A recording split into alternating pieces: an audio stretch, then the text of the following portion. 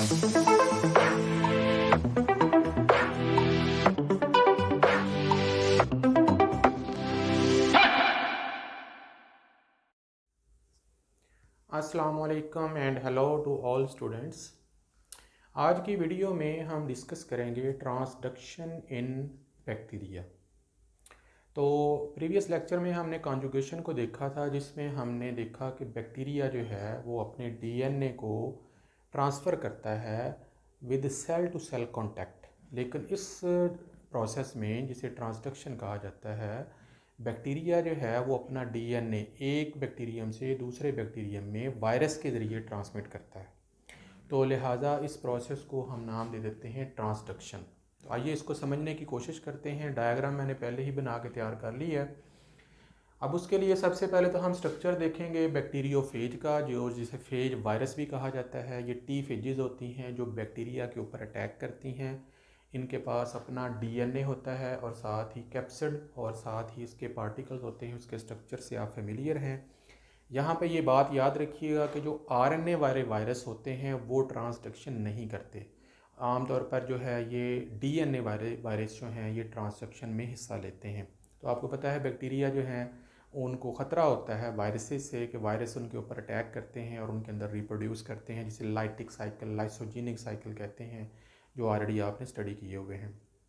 इसी तरीके से बैक्टीरिया का स्ट्रक्चर जो है वो भी आपके सामने है, पड़ा हुआ है। बैक्टीरिया का क्रोमोसोम है, डीएनए है और इसके साथ उसकी सेल वॉल है, प्लाज्मा मेम्ब्रेन है, वो हम डिस्कस नहीं करने जा रहे। तो बेसिकली ट्रांसडक्शन की 3 टाइप्स होती हैं। जनरलाइज्ड ट्रांसडक्शन होती है, उसके अलावा स्पेशलाइज्ड ट्रांसडक्शन होती है और रेस्ट्रिक्टेड ट्रांसडक्शन होती है। तो हम तीनों को बारी बारी जो है वो डिस्कस करने जा रहे हैं। तो सबसे पहले हम देखेंगे जनरलाइज्ड ट्रांसडक्शन। ये जो ट्रांसडक्शन है इसमें हम देखेंगे कि ये during the lytic cycle of bacteriophage के दौरान ये चीज़ देखने में आती है। अब हमारे पास एक बैक्टीरियोफेज है। ये जो बैक्टीरियोफेज है ये बैक्टीरिया के ऊपर अटैक करने के लिए उसके ऊपर आकर लैंड करता है। इसके जो एंजाइम्स होते हैं वो बैक्टीरिया की दीवार में, सेल वॉल में सुराख बना देते हैं और वायरल डीएनए जो है वो बैक्टीरिया की बॉडी में दाखिल हो जाता है। तो ये पहला मरहला है जिसमें जो फेज है यानी वायरस है वो इंजेक्ट करता है इट्स डीएनए, अपना डीएनए किसके अंदर, बैक्टीरिया के अंदर। अब ये रेड कलर का जो आपको नज़र आ रहा है ये फेज डीएनए है, वायरल डीएनए है। अब ये जो ग्रीन कलर का आपको नज़र आ रहा है ये बैक्टीरियल क्रोमोसोम है, यानी बैक्टीरिया का डीएनए है। इसको मैंने ए पॉजिटिव और बी पॉजिटिव के तौर पर रिप्रेजेंट किया है ताकि उसको समझने में आसानी हो। जैसे ही फेज वायरस का डीएनए बैक्टीरिया के डीएनए में दाखिल हो जाता है तो जो फेज के एंजाइम्स होते हैं, बैक्टीरिया वायरस के जो एंजाइम होते हैं वो बैक्टीरियल डीएनए को तोड़ देते हैं, डिज़ोल्व कर देते हैं, टुकड़े टुकड़े कर देते हैं। अब अगले स्टेप में देखें तो जो वायरस है उसका जो कैप्सिड है वो तो बाहर ही रहेगा, लेकिन डीएनए जो है वो अंदर दाखिल हो चुका है। उसके एंजाइम्स ने बैक्टीरियल डीएनए के टुकड़े टुकड़े कर दिए हैं, उसको ब्रेक कर दिया है। तो ये सेकंड स्टेज हो गई।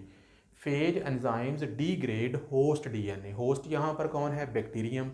तो बैक्टीरियम का जो डीएनए है, क्रोमोसोम है, वो एंजाइम की मदद से टूट जाएगा। किसने तोड़ा है, वायरस के एंजाइम्स ने। अब यहाँ पर जो आपको पता है कि वायरस है वो बैक्टीरिया की सिंथेटिक मशीनरी को इस्तेमाल करता है, क्योंकि उसके पास अपने पास ना राइबोसोम है ना ही और कोई ऑर्गेनेली हैं। लिहाजा वो बैक्टीरिया की मशीनरी को इस्तेमाल करके अपने लिए प्रोटीन तैयार करवाता है और अपने डीएनए को भी रेप्लिकेट करवाता है। तो आपने वो साइकिल तो ऑलरेडी स्टडी किया हुआ है। तो यहाँ पर देखें, इस प्रोसेस के दौरान वायरस जो है इस बैक्टीरिया की मशीनरी को इस्तेमाल करके बैक्टीरिया के अंदर बहुत सारे नए वायरस तैयार कर लेता है।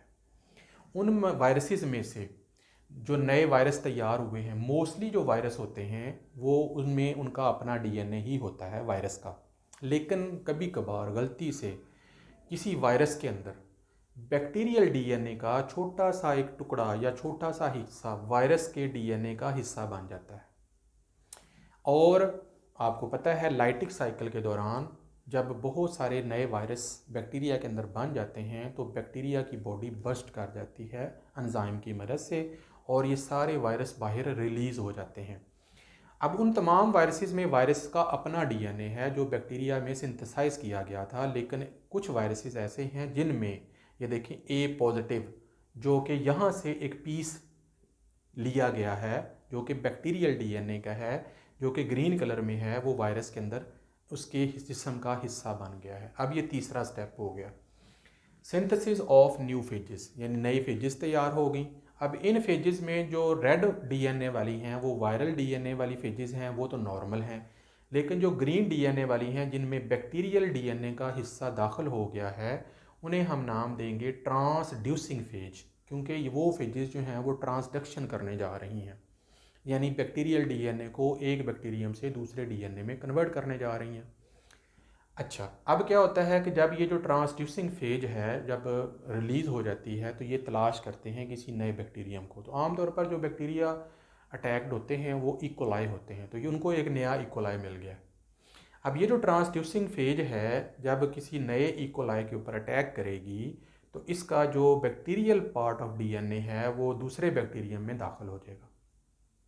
अब ये दूसरा बैक्टीरियम है, इसका जो डीएनए है वो है ए नेगेटिव और बी नेगेटिव। मैंने उसको रेड कलर में बनाया है और ये थोड़ा सा ग्रीन कलर वाले से डिफरेंट है, यानी उसकी जो कंपोजिशन है, उसका जो जेनेटिक मेकअप है वो डिफरेंट है। अब ये जो ग्रीन वाला है ये ए पॉजिटिव बैक्टीरिया है जो इस बैक्टीरियम डोनर से आया है, तो ये डोनर बैक्टीरियम हो गया और ये रेसिपिएंट बैक्टीरियम हो गया। और इन दोनों के दरमियान में जो पुल का काम है वो किसने अदा किया? फेज वायरस ने, यानी एक का डीएनए लिया और दूसरे में पहुंचा दिया। तो ये हो गया अगला मरहला। इसमें क्या हुआ, ट्रांसड्यूसिंग फेज जो है उसने इंजेक्ट कर दिया डोनर के डीएनए को रेसिपिएंट के डीएनए में।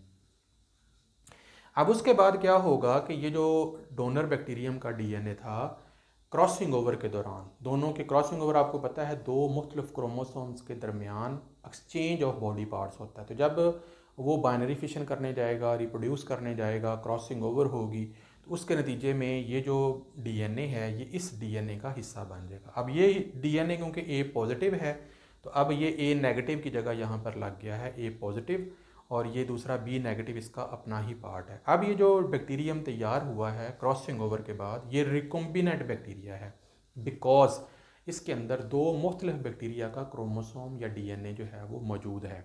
अब इसको हम फाइनल स्टेप कहेंगे। डोनर डीएनए जो है वो इनकॉर्पोरेटेड हो चुका है इन रेसिपिएंट डीएनए में बाय रिकॉम्बिनेशन, क्रॉसिंग ओवर के बाद रिकॉम्बिनेशन हुई और दो मुख्तलिफ डीएनए जो हैं वो मिल गए। तो इस तरीके से ट्रांसडक्शन का अमल कंप्लीट हो जाता है, जिसमें एक बैक्टीरियम, डोनर बैक्टीरियम ने फेज वायरस के ज़रिए, जो कि ट्रांसड्यूसिंग फेज कहलाएगी, उसके ज़रिए दूसरे बैक्टीरियम में जो कि रेसिपिएंट बैक्टीरियम होता है उसमें अपने डीएनए को ट्रांसफ़र कर दिया और उससे जो रिजल्टेंट बैक्टीरियम बने उन्हें हम रिकॉम्बिनेंट बैक्टीरिया जो है वो कहते हैं। तो इस तरह का जो प्रोसेस होता है उसे हम कहते हैं जनरलाइज्ड ट्रांसडक्शन। अब इसी की एक और टाइप है जिसे हम कहते हैं स्पेशलाइज्ड ट्रांसडक्शन। सेम प्रोसेस होगा लेकिन जो साइकिल इस्तेमाल होगा वो लाइसोजीनिक साइकिल होगा। आपको पता है बैक्टीरिया जो फेजेस होते हैं ये दो तरह के साइकिल करते हैं।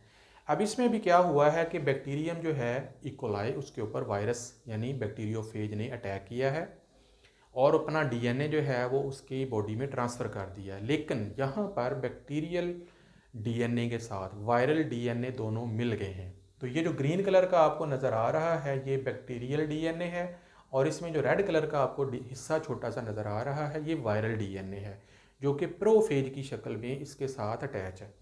अब ये देखें, ये प्रोफेज का डीएनए है और ये ग्रीन वाला बैक्टीरियल का डीएनए, इसको भी मैंने ए पॉजिटिव और बी पॉजिटिव का नाम दिया है।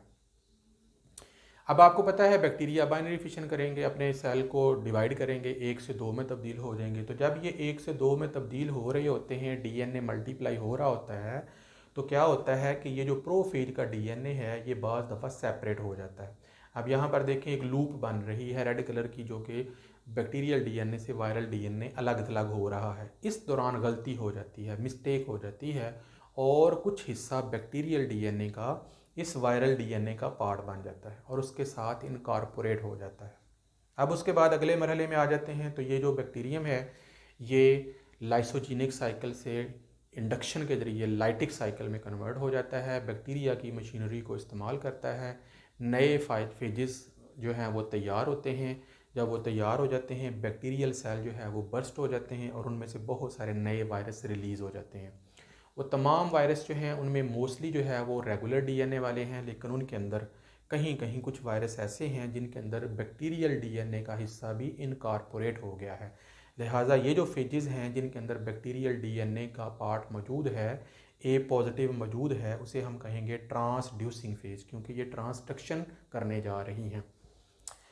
ये जो ट्रांसड्यूसिंग फेज हैं ये किसी और इकोलाई बैक्टीरियम के ऊपर अटैक करेंगी, अपना जो डीएनए है इसके अंदर दाखिल कर देंगी। ये जो ए पॉजिटिव वाला क्रोमोसोम है, डीएनए है, वायरल डीएनए है, वो बैक्टीरियल डीएनए के साथ जो है वो शामिल हो जाएगा और इसमें मौजूद जो इस बैक्टीरियम जो कि डोनर बैक्टीरियम है उसका जो डीएनए है वो रेसिपिएंट बैक्टीरियम के क्रोमोसोम के साथ during the process of crossing over हिस्सा बन जाएगा और इस तरीके से ये एक नया बैक्टीरियम जन्म लेगा जो कि रिकॉम्बिनेंट बैक्टीरिया होगा, जिसका जेनेटिक मेकअप दो मुख्तलिफ बैक्टीरिया ए पॉजिटिव और बी नेगेटिव पर मुश्तमिल होगा। तो इस तरह से इस तरह की जो ट्रांसडक्शन है जिसमें एक डोनर बैक्टीरियम से एक रेसिपिएंट बैक्टीरियम में वायरल डीएनए के ज़रिए एक पीस ऑफ क्रोमोसोम या पीस ऑफ डीएनए एक बैक्टीरियम से दूसरे बैक्टीरियम में कन्वर्ट हो जाता है during the lysogenic phase of life cycle of bacteria phase, जिसे हम कहते हैं स्पेशलाइज्ड ट्रांसडक्शन। इसी तरीके से एक और ट्रांसडक्शन होती है जिसे हम रेस्ट्रिक्टेड ट्रांसडक्शन कहते हैं। उसमें आरएनए वाले वायरसेस जो हैं वो इन्वॉल्व होते हैं और उसमें आरएनए के ज़रिए आमतौर पर ट्यूमर पैदा करने के लिए, कैंसर पैदा करने के लिए मुख्तलिफ जानदारों में ट्रांसडक्शन जो है होती है। एक जानदार का आरएनए या डीएनए किसी दूसरे जानदार में जीनोम के अंदर ट्रांसफ़र हो जाता है। ये आमतौर पर ऐसे ट्रांसडक्शन होती है जिसमें ट्यूमर पैदा होते हैं या कैंसर पैदा होता है। तो आज के लिए इतना ही है। आई होप कि ये टॉपिक क्लियर हो गया होगा। किसी नए टॉपिक के साथ, नई वीडियो के साथ आपकी खिदमत में दोबारा हाज़िर होऊंगा। तब तक के अल्लाह हाफ़िज़।